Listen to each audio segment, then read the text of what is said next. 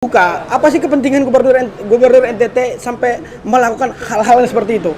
Ya. Nah, ini kan karena tidak terlepas dari kepentingan pribadinya dia sendiri untuk memupuk kekayaan dalam kekeluargaan dinasti politik yang dia bangun sebenarnya.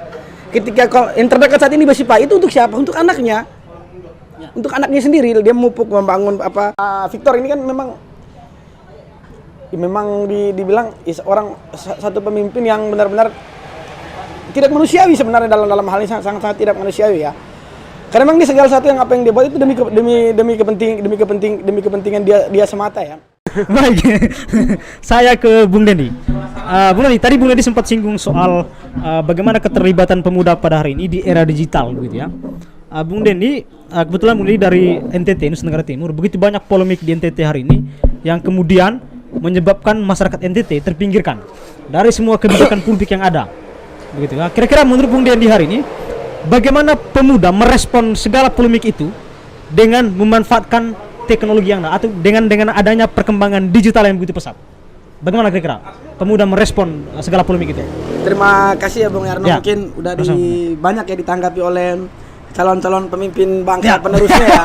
Termasuk Bung Abi, saya percayakan kekuatan kawan saya. Saya yakini kawan saya nanti akan menjadi satu pemuda, akan menjadi penggerak peradaban bangsa juga. Siap. Itu nanti di closing statement saya tanya satu-satu nanti. Jadi begini, kalau persoalan di NTT pertama-tama kan begini.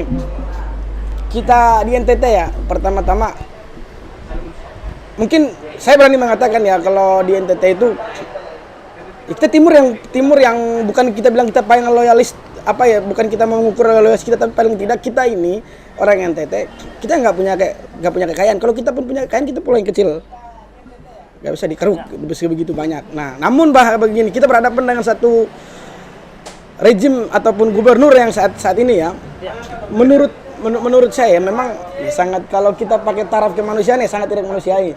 Kalau kita pakai taraf kebodohan, sangat kebodohan. Ukurannya. Artinya kan begini. Ini kan begitu penting berapa polemik yang terjadi. Kalau kita buka, apa sih kepentingan gubernur NTT sampai melakukan hal-hal seperti itu? Ya. Nah, ini kan karena tidak terlepas dari kepentingan pribadinya dia sendiri untuk memupuk kekayaan dalam kekeluargaan dinasti politik yang dia bangun sebenarnya. Ketika yang terdekat saat ini Basipa itu untuk siapa? Untuk anaknya. Ya. Untuk anaknya sendiri dia memupuk membangun demi mengolah sapi segala macam itu untuk anaknya. Karena kan kita tahu sendiri nih, situasi geopolitik kita selalu menekan, dan NTT adalah salah satu lumbung sapi terbesar. Ya. Nah, untuk kemana? Untuk ke Australia sana. Nah, hal inilah Victor ini kan memang dibilang orang satu pemimpin yang benar-benar tidak manusiawi sebenarnya dalam hal ini sangat tidak manusiawi ya. Karena memang di segala sesuatu yang apa yang dia buat itu demi kepentingan dia semata ya. Nah, namun di NTT kan memang kita berhadapan dengan begini situasi. Kita kan yang didagang dari NTT kan cuma pariwisata. Adalah pariwisata kita ya. Terus dinopang dengan digital juga ya. Namun beberapa kali kita harus mengakui bahwasanya kita keterlambatan pembangunan. Baik itu di Papua, di timur dia hampir rata-rata lah. Ya. Kecuali Makassar ya. Kecuali Makassar yang agak sedikit maju ya. Makassar agak sedikit maju. Misalnya contoh, kalau saya sendiri orang Ende, walaupun di NTT ini kan orang Ende sebagai kota pendidikan ya, tapi apakah orang Ende semua ada di situ? Saya sendiri berangkat dari sekolah misionaris ya. Dan itu paling banyak bukan orang Ende. Itu paling banyak orang dari luar Ende sendiri yang mengenyam pendidikan di situ. Karena apa? Salah satu penyebabnya bukan karena kita malas berpendidikan, tapi akses pendidikan itu sangat mahal. Sangat mahal untuk sampai hal itu. Nah, yang kedua misalnya begini, kita sudah keterlambatan pembangunan, kita sudah keterlambatan pendidikan, terus kita dihadapi dengan rejim yang seperti itu. Nah, pertama-tama khususnya kawan-kawan mahasiswa di Jakarta, artinya begini, ketika kita mau menentang satu rejim ya dari NTT sana, kita harus punya kesadaran bersama mahasiswa khususnya NTT ya di Jakarta. Kita ini bukan tenaga inti untuk mendorong dia, untuk bagaimana melawan dia. Kita cuma memantik loh, bagaimana pemuda NTT sendiri loh yang mampu, khususnya yang berada di NTT. Kadang-kadang kesalahan kita merasa karena kita di nasional, kita yang paling tahu di sini. Itu kesalahan paling fatal. Kita yang paling tahu lah, padahal kita juga data juga cuma input di internet dong, belum tentu benar fakta lapangannya. Belum tentu benar. Tapi kita mengaku kita paling benar di Jakarta. Itu paling sering terjadi, khususnya mahasiswa NTT. Kenapa? Ketika belajar di organisasi pun ugal-ugalan dan dia bukan seorang organisatoris, akhirnya ruang untuk pragmatis itu sangat terbuka. sangat terbuka. Pertama kan kita ngukurnya begini, banyak sekali mahasiswa NTT. Beberapa kali saya perhatiin begini, misalnya contoh persoalan begini. Ketika misalnya Victor mengatakan bahwasannya berhadapan sama kepala suku Sumba itu kan mengatakan mau niat atau bodoh. Dan itu mahasiswa ya di Jakarta, memang kita sebagai orang NTT, sebagai kita punya kepala suku, kita punya kultur, memang tersakiti dengan ucapan. Tapi paling tidak gini loh, kekuatan intinya ada di sana. Yang harus kita pelajari di Jakarta, kita cuma memantik gitu loh, menyambut gerakan dari sana. Kadang sekarang berbeda. Malah Jakarta yang lebih populer dibandingkan di sana. Lah gimana mungkin mereka yang berhadapan langsung sama rejim kok? Mereka yang berhadapan langsung. Nah, itu kelemahan kita sebagai mahasiswa. Nah, kelemahan kita sebagai tenaga penggerak di Jakarta, kita merasa kita yang paling paham persoalan di sana. Hal itulah yang cenderung kita susah menggerakkan tenaga masyarakat. Hal itulah kenapa kita jauh dari basis kok, terus kita memang paling tahu gimana sih? Nah, itu logika itu yang sebenarnya harus. Nah, dan itu juga saya nggak tahu ya persoalan kawan-kawan di NTT. Apakah kita juga nggak tahu karena berhadapan langsung sama cukong-cukong di tengah lokal itu mereka. Nah, kita ini kan cuma bicara, tapi kan belum tentu Pak di nasional seperti itu. Apalagi kita berangkat begini, kita melihat bahwasannya skema pariwisata yang dibangun oleh khususnya dalam hal ini apa Sandiaga Uno ya. Nah, Sandiaga Uno ini kan ketika menjadi menteri pariwisata ya, kan kawan-kawan bisa lihat lah. Hari ini kan ketika ini kita menyambut G20 nih ya. Nah, kita menyambut G20 dan saya berharap ya kita sama-sama mendukung lah G20 supaya sukses lah. Karena ini proyek besar negara. Dan yang kita hadapi nanti gini. Ini kan masuk ke skema pariwisata NTT. Bali sampai ke NTT. Khususnya Labuan Bajo nanti. Dari situ akan terjadi suatu perputaran uang itu akan di situ aja. Kalau dulu waktu saya masih kecil, saya ingat banget misalnya kita dulu masih kecil-kecil, misalnya datang turis-turis mancanegara itu, dia nggak cuma mampir di Labuan Bajo, tapi dia keliling Flores tuh. Dan perputaran itu cepat. Jadi dia nggak nyangkut di sana. Dan sekarang kenapa Sandiaga Uno ngotot banget segera mereka mengotot itu selain kepentingan lain ya. Jadi mereka memanfaatkan situasi ini loh. Apakah masyarakat di pertanyaannya kita, apakah masyarakat di sana sejahtera? UMKM yang dibangun kan UMKM versi rejim kok, versi mereka sendiri kok, bukan versi kita. Ya. Nah, ketika itu terjadi, nanti kan 2 bulan ya, 2 bulan berjalannya 2 bulan itu, perputaran itu cuma di Bali, Lombok sama di Labuan Bajo. Ya bagaimana dengan satu NTT yang besar ini? NTT ini bukan bicara cuma Labuan Bajo, bukan cuma bicara Komodo. Artinya kan bicara bagaimana seluruh NTT dapat kesejahteraan ketika ada event. Nah, KTT D20 ketika perdebatan ini bagaimana? Apakah sama KTT Asia Afrika? Perbedaannya sangat signifikan. Perbedaannya gini loh. Kalau dulu Soekarno melibatkan semua elemen gerakan rakyat.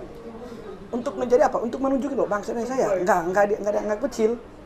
Sekarang kita diperjualbelikan saja kultur kita. Kalaupun hari ini mungkin syukur-syukur aja kultur kita dilihat. Sekarang kita lihat Menteri Pariwisata hari ini menggenjot satu mekanisme pariwisata dengan integrasi pariwisata hari ini menggenjot demi kepentingan dia aja. Masyarakat nggak memaksa untuk membangun bagaimana sih menaiki peradabannya. Kan saya tadi mengatakan begini, identitas itu bukan satu persoalan. Kita adanya Indonesia karena ada identitas. Nah, ketika identitas kita dihancurkan, otomatis kita akan dibodohkan gitu loh. Dibodohkan. Karena kan begini, oke lah zaman semakin berkembang, tapi jangan sampai kultur kita itu dihabiskan. Di NTT itu ya hari ini seperti itu. Apakah kita, mama kita di sana, orang tua di sana ini kan cuma menenun kok. Menenun apa sih hasilnya? Terus pun tenun itu juga dipaksa kok, ngikutin kemauan Sandiaga Uno. Dan ini klien-kliennya yang datang nanti G20 nanti. Terus pariwisata cuma di situ. Duit itu juga dikumpul di setengah hotel-hotel itu aja. Dia nggak akan keluar dari masyarakat biasa. Kan begitu yang terjadi di NTT saat ini kan. Dan itulah kesalahan kita menafsir, bukan kita fobia akan pembangunan kalau akan pariwisata, bukan itu sebenarnya. Tapi paling tidak perputaran ekonominya itu loh harus imbang, balance gitu loh, harus balance. Nah, ini yang terjadi di NTT dan kadang-kadang kita gagal paham. Kalau bicara untuk kemajuan bangsa, saya sangat mendukung dalam hal ini. Tapi sekali lagi kemajuan bangsa yang didefinisikan ini seperti apa? Karena kita akan melihat persoalan ekonominya di sana. Nah, karena gini loh, rentan sekali ketika kawan-kawan Papua ngomong tadi persoalan sejarah benar. Ketika kita lupakan sejarah, pasti akan gampang kita digerus gitu loh. Dan gampang kejar adu domba. Sekali lagi, kita jangan sampai lupa, persoalan ekonomi itu begitu sangat penting gitu loh. Ketika kesenjangan itu terjadi, itu mungkin akan sangat berdampak. Dan lagi-lagi di NTT ini kan begini, kita ini kan kalau dibilang provinsi ya, sangat miskin juga. Sangat miskin juga gitu loh. Nah, itu satu provinsi yang sangat miskin dan taraf pendidikan juga ya juga sangat sedikit gitu loh. Indeks pendidikan manusia itu sangat sedikit. Nah, khususnya di NTT yang saya melihat ya bahwasannya dengan konstelasi yang dibangun sama Victor ini ya, masyarakat hari ini kita perspektif hukumnya juga sangat apa? Ya. Nggak sesuai lah dengan prosedur ketika bicara nyambung sebenarnya apa yang dibilang Galang tadi kan persoalan agraria tanah wilayah sebenarnya nyambung. Nah cuman paling tidak kan yang pingin kita bahas ini kan mengenai apa? Bagaimana sih soal faktor pendidikan? Coba kawan-kawan perhatiin, bukan juga saya mengajarkan kita jangan menggantungkan nasib kita terhadap pemerintah juga, bukan kayak gitu. Ya. Tapi paling tidak keperhatian pemerintah daerah terhadap mahasiswanya, terhadap tenaga didiknya itu sangat-sangat sedikit gitu loh. Bahkan kalau kawan-kawan lihat sendiri, yang banyak hari ini akses dapat beasiswa itu banyak dari partai kok. Banyak dari partai, jarang sekali dari pemerintah daerah. Dan kalaupun diambil itu keluarganya. Itulah politik-politik yang di sana terjadi. Itu keluarganya. Hal inilah akhirnya membuat walaupun pendidikan di sana banyak, kita akui lah pendidikan misionaris itu diakui loh, bahkan pendidikan salah satu mekanisme pendidikan terbaik dan itu ada di Flores. Tapi apakah orang Flores itu begitu maju secara intelektual? Itu kita harus ukur. Pendidikan terbaik kalau malahan. Metode pengajarannya sangat-sangat bagus. Apalagi kan kita di sana kan banyak SPD sebenarnya. Itu kan dari zaman kolonial diwarisin sampai sekarang. Nah, namun yang kita berhadapi sekolah-sekolah itu yang diakses ya orang-orang tertentu. Bukan masyarakat biasa gitu loh. Apalagi kita bicara bagaimana misi ini cara misi khususnya hal ini dalam bidang agama ya, itu menguasai lahan masyarakat itu nggak pernah digubris sama masyarakat. Bagi mereka ya itu kan kita kan kasih ke agama, nanti kita masuk surga, kan begitu yang di doktrinnya. Kan begitu yang terjadi. Nah, hal-hal itulah yang bagi saya ini di NTT polemik inilah. Dan kita sebagai pemuda-pemuda NTT pun harus menyadar diri gitu loh. Dalam hal ini ya. Padahal kita sendiri NTT itu paling banyak perwakilannya, tapi kan begitu doang. Di DPR 13 kursi kita lebih banyak dari Papua, lebih banyak dari Maluku. Tapi apakah kita maju hari ini? Maju kita untuk siapa? Untuk Sandiaga Uno kok semata. Betul.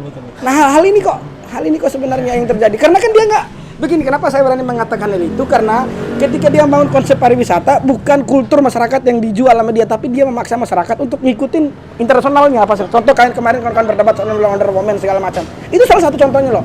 Dia mendegradasi budaya kultur, mendegradasi kultur. Padahal kita tahu nih kultur ini salah satu kita bagaimana sih kita bicara soal hukum adat. Ini kan didegradasi. Betul. Didegradasi gitu loh. Sedangkan kita tahu kalau kita ngomong adat ini kan memang mistisnya juga sangat luar biasa ya.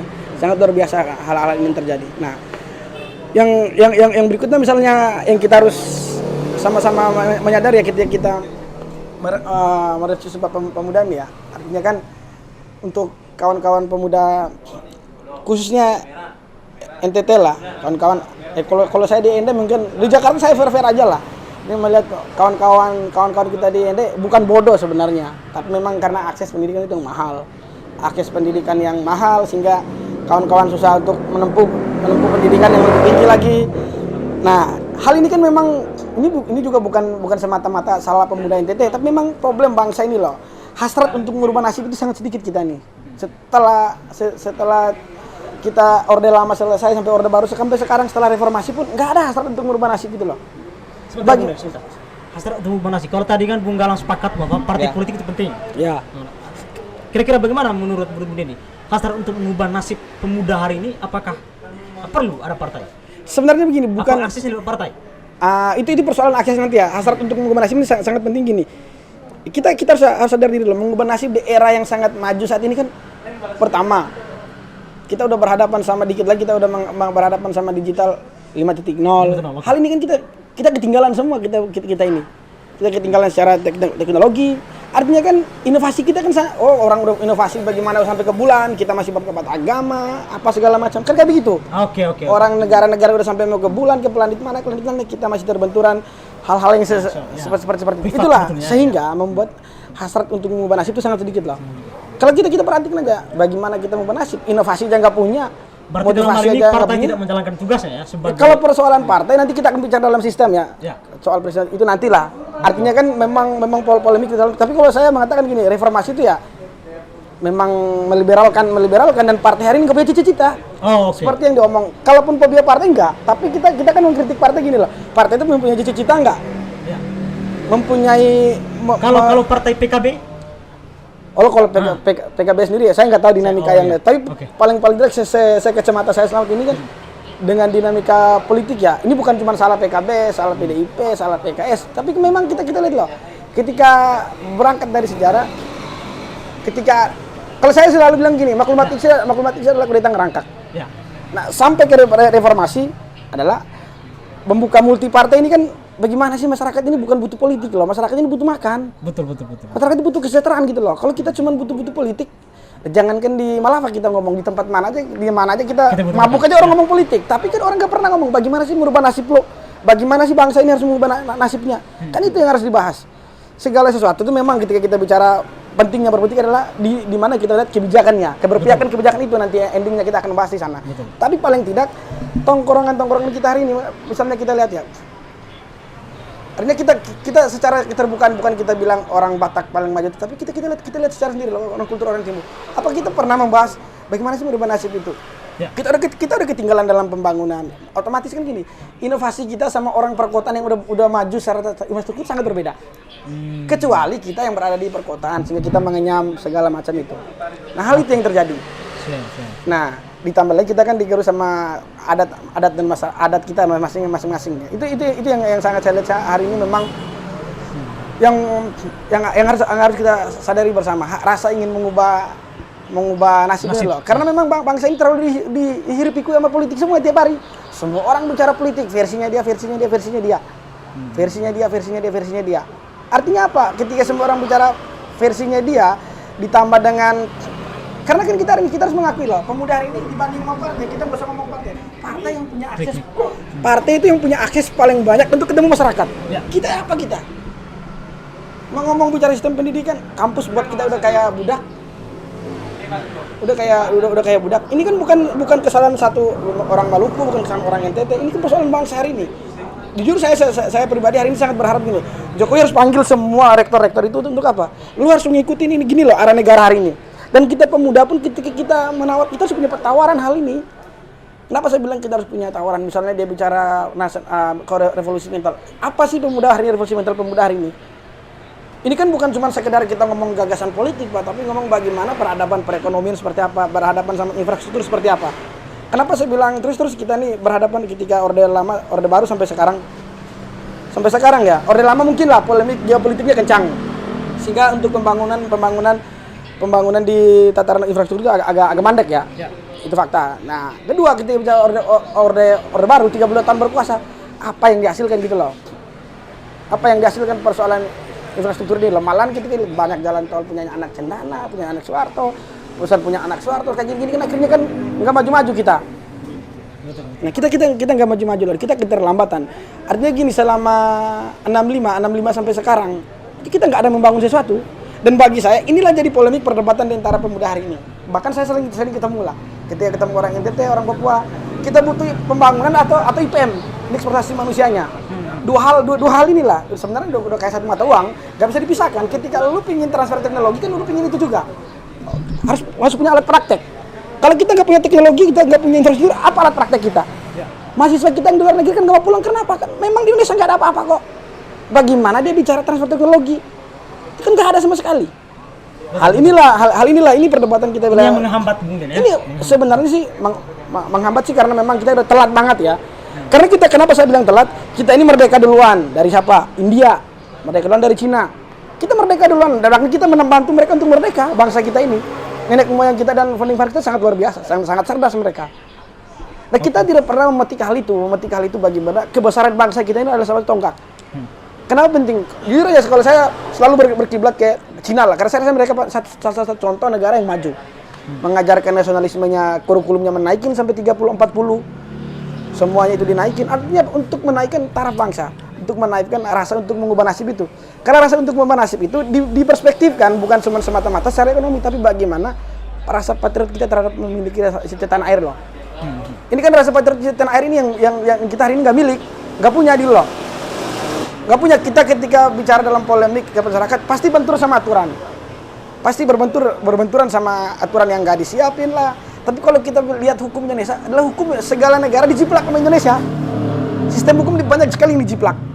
Tapi kan nggak maju-maju, Pak. nggak maju-maju karena peradaban kita dihancurkan.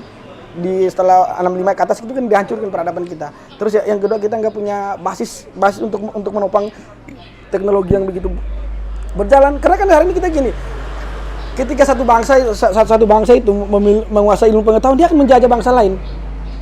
Kita hari ini belum mengatakan Amerika itu menjajah bangsa, karena dia pintar kok. Bagaimana kalau dia bodoh bisa menjajah? Kalau kita bodoh, udah masih dijajah lah.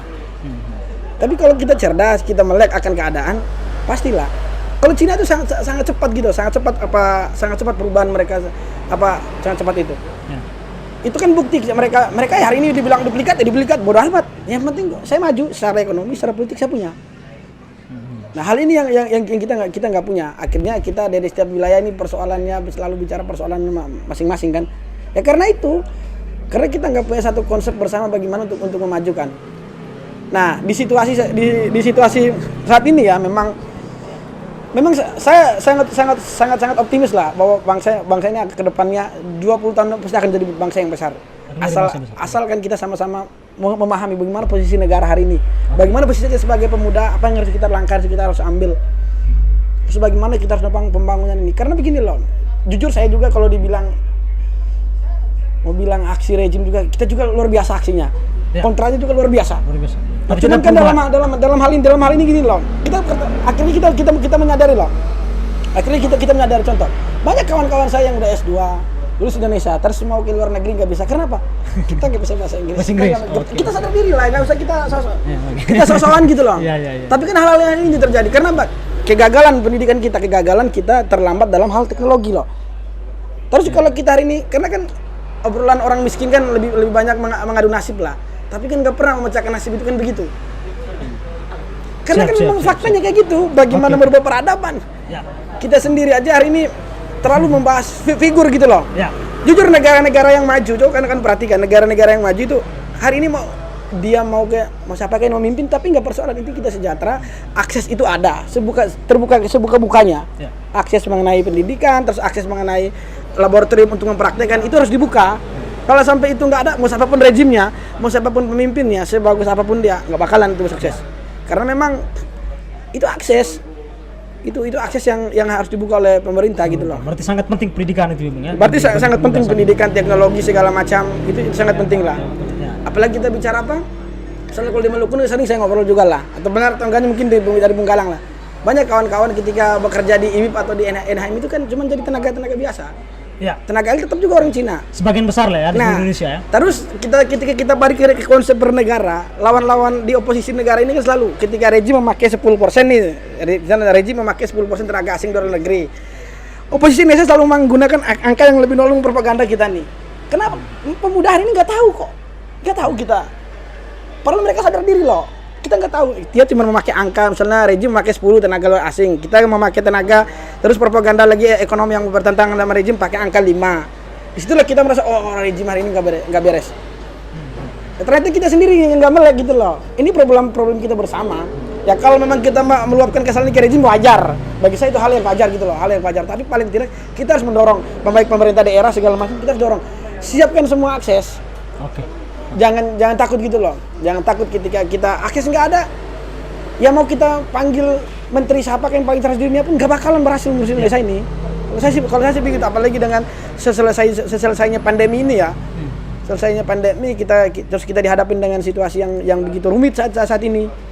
Saat ini kan. Artinya kan konstelasi politik hari ini kan, jujur hari ini kan kita gini loh. Mungkin antara saya paling merasa so tahu atau bagaimana ya. Ketika saya ketemu sama kawan-kawan politik, ketemu sama kawan-kawan yang belajar ekonomi, tapi bicara geopolitiknya sangat sedikit. Walaupun saya hari ini ya kalau dibilang saya enggak, karena dari DA, tapi paling tidak saya merasa itu penting gitu loh. Karena bagaimana saya rasa itu penting? Karena ini untuk menopang loh. Ternyata posisi Indonesia hari ini secara internasional begini loh. Posisi kita sebagai anak bangsa ini mau ngapain? Kita mau seperti apa? Nah itu yang saya harus bicara. Harus bicara bahwa kita harus tahu loh posisi Indonesia ini sebagai apa. Kalau kita bicara banyak polemik oligarki segala macam ya wajar aja. Oke. Di negara manapun gitu loh. Di negara manapun pasti ada itu. Bahkan kita bicara demokrasi, money politik paling tinggi Amerika. Oke. Artinya kan ini hal-hal ini loh. Dan apalagi untuk berhadapan situasi 2024 ini kan pemuda yang paling banyak haknya menentukan siapa rejimnya. Siapa rejim yang akan memimpin, siapa presiden yang akan memimpin ke depan. Dan saya juga berharap banyak kawan-kawan Kutas juga, kawan-kawan di sini sebagai materi untuk saya menjadi generasi pemimpin bangsa. Ya. Baik dari hal yang paling kecil dari DPRD ataupun apapun, mengambil bagian lah untuk merubah bangsa ini. Siap. Untuk Bung Galang, Bung Abi, saya sangat berharap banyak kepada kawan-kawan. Begitu. Bung Dendi juga harus menjadi bagian dari itu. Kalau saya Harus udah berani pasti. untuk mengambil langkah. Ya. Kalau saya sebagai anak bangsa ya, dan juga saya digembleng soal nasionalisme ya, saya sih berharap ambil bagian banyak dalam merubah nasib bangsa ini. Saya sih berharapnya itu. Tapi paling tidak Harapan kita kan ini tidak hanya sekedar propaganda ya. tapi memang begini, karena apa saya ngomong, saya sadar diri gitu loh, sadar diri akan kondisi kita. Tapi paling tidak kawan-kawan saya yang saya ketahui bahwa mampu lah untuk mengambil kekuasaan itu, silakan ngambil. Ya saya sebagai kawan, sebagai mendorong lah. Kalau sampai kita terus begini, kita bukan orang yang gentle gitu loh. Betul. Bukan orang gentle, terus mengkritik dari luar kan. Sedang kita nggak tahu apa yang dibahas di dalam kan. Kan begitu. Baik. Begitu, Bung Ernest. Begitu, Bung Ernest. Baik.